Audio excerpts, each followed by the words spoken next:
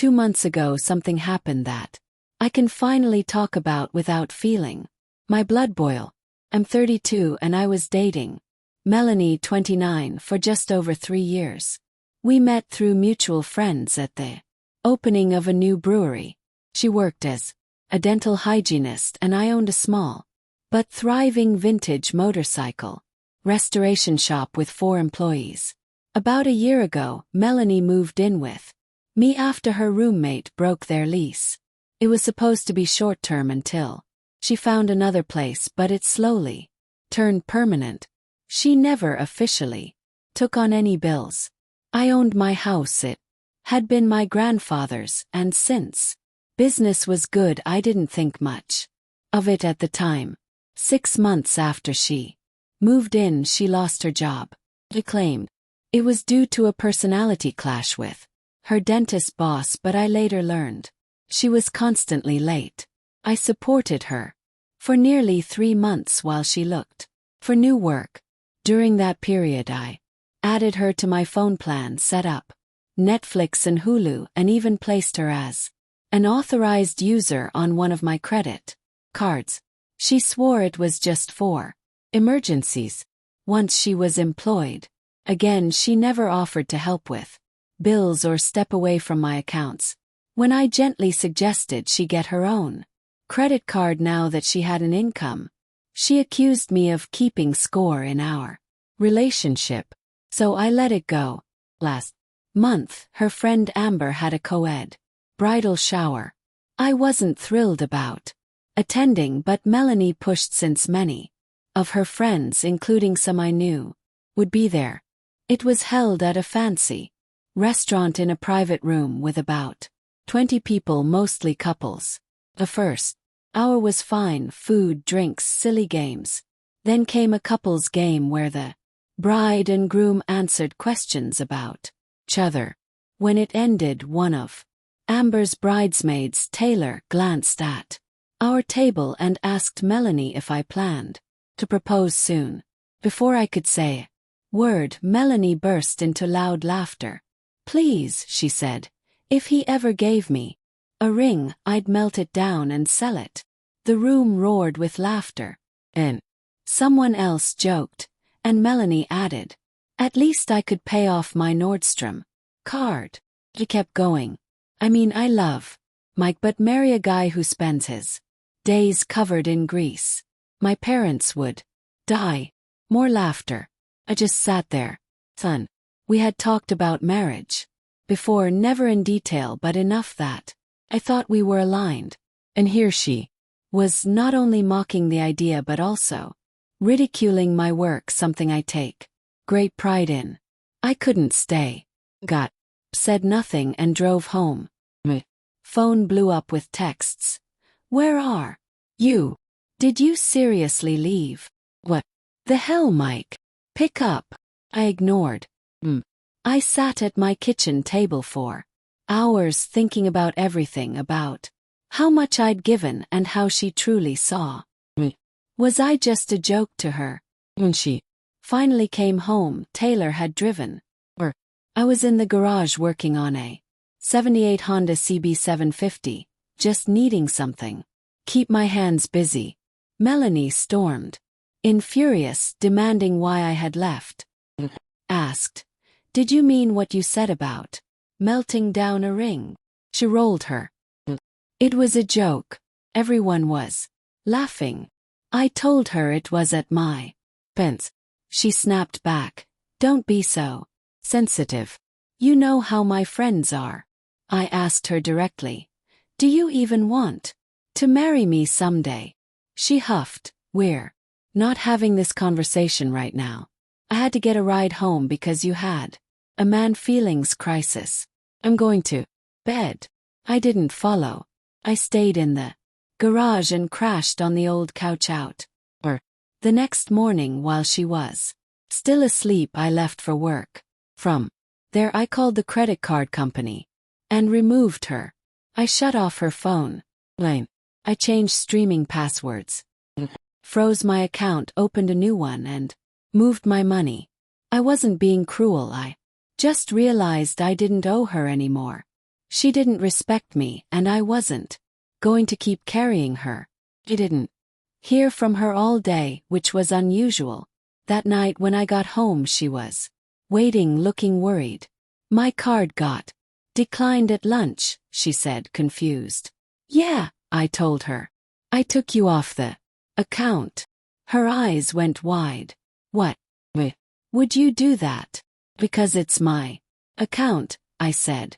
And after yesterday, I'm reconsidering a lot. She stared at me like I'd slapped her. Are you punishing me for a stupid joke? No, I replied evenly. I'm rethinking why I'm paying for everything for someone who doesn't respect me, someone who mocks me. To her friends, that triggered a huge. She accused me of being controlling, manipulative, and cheap. She hurled insults saying real men take care of their women and that I was throwing away 3 years of us over nothing. I stayed calm, which only seemed to anger her more. When she finally stopped yelling, I said, I think you should stay somewhere else for a few days so we can both figure out what we really want. She exploded at that. This is my home too, she screamed. I reminded her calmly, your name isn't on the deed, the mortgage, or any of the bills. Legally, you're just a guest here. Shouted something I couldn't make out, and stormed off saying she'd stay with her friend Amber. I figured that would be the end of it, at least for now. Around 2 a.m. my phone buzzed. Security camera had detected motion at the front door. I opened the feed and saw Melanie trying to unlock the door with her key. She didn't know I'd had the locks changed earlier that day, thanks to a locksmith friend. Through the camera I watched her struggle, then pound on the door and ring the bell nonstop. I didn't answer. Eventually, she gave up and left. The next morning, I noticed her car still in my driveway. When I looked closer, I saw she had been sleeping in the back seat. I walked out and asked, why are you sleeping out here? She looked exhausted, mascara smeared, hair tangled. Amber's fiancé didn't want me staying there, she mumbled. And my card got declined at the hotel. I asked if she could stay with her parents or another friend. They're in Florida. I don't want to explain this to anyone else. For a moment I almost felt sorry for her. Almost.